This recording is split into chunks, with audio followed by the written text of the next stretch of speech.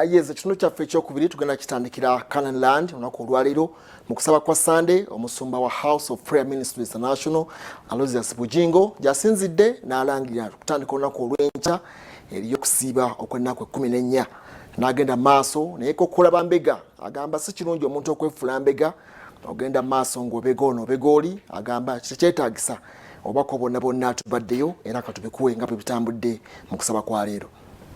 Omusumba Aloysius Bujjingo ow'ekkanisa ya House of Prayer Ministries International alangiridde ekisiibo ky'ennaku 14 ekitandika okuva n'enkya era nga kya byamagero nga balangirira obujulizi obulamu. Tutandika ekisiibo Monday eno ng'ennaku z'omwezi 29 omwezi guno ogwa Meeyi ekisiibo kya kugendera ddala paka ng'ennaku z'omwezi 11 Juni.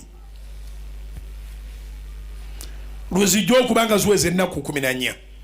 Abakkiriza abanaabeera mu kusaba buli lunaku wakubasiiga amafuta era nga abanyiikira ne Bayibuli eboogerako.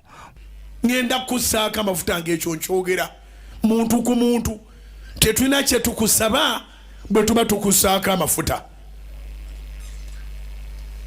Ngaagala nnyo kubanga galiko ekigambo kyesiraba ku bintu birala.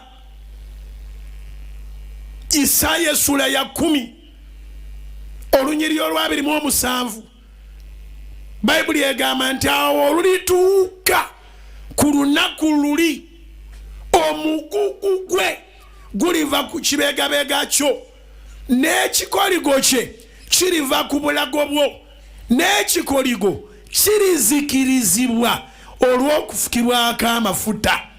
Abaami abatulugunya abakyala ne bamaama abatamanyi buvunaanyizibwa bwabwe abawabudde nga bwalabula abaagala ebinyumu ebibalese nga bibanyese. Era neewuunya abasajja abakuba abakazi ekyo kyatakoze bulungi kikole alumwe. Naye abayaaye be tulina n'omala osituka n'ogamba kanneefumbire akuba n'akalataga nti otyo tebimuluma. Omuntu alumwa ye muntu gwe batendeka ekyokukola n'abanga akoze ensobi n'okiyingiramu. Abasajja bangi bawasa ne balinga abalisingo. Timiseewo ekisooka essula 5:6 naye oyo ayagala ennyo ebinyumu ng'afudde newankubadde ng'akyali mulamu. Kakati Mukama n'akuwonya ebinyumu n'akuwonya obwenzi ne bw'obanga oli muwalangolosa nti okuula bakukuula. Ababuulira abakkiriza ekigambo kya Katonda abawadde obubaka babe kyakulabirako n'abeemulugunya nti embeera embi ebalemeddeko beekube mu ttooki. Toyina bw'obeera mujulirwa wa Mukama waffe Yesu ng'ogaanye okulowooza ebinene n'okukkiriza. Birowoozeeko bikkirize baako ky'otambuliramu.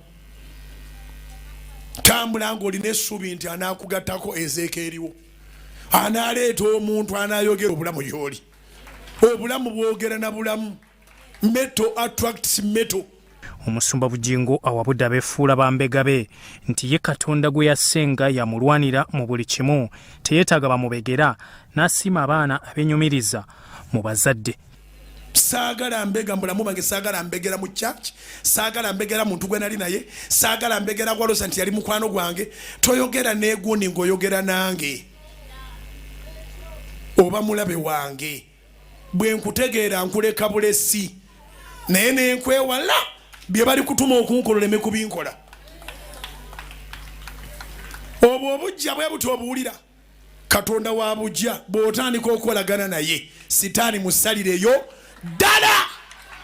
Olwaleero njagala kuyisa etteeka ndagira abaana bonna bamaama bamwe bwe bagamba temubayitanga abamami mbu bajja basala emimwa leero mubayite bamaama ng'ensewulira. G'okanya kulaba nga mukuba oluyimba ng'omwana omuti si musanyufu. Bibadde mu kusaba okwa buli Sande ku ttaka ettukuvu ery'e Kanani erisangibwa e Makerere Kikoni. Bya Owara Gabdiel, Soroti TV, Omunyo.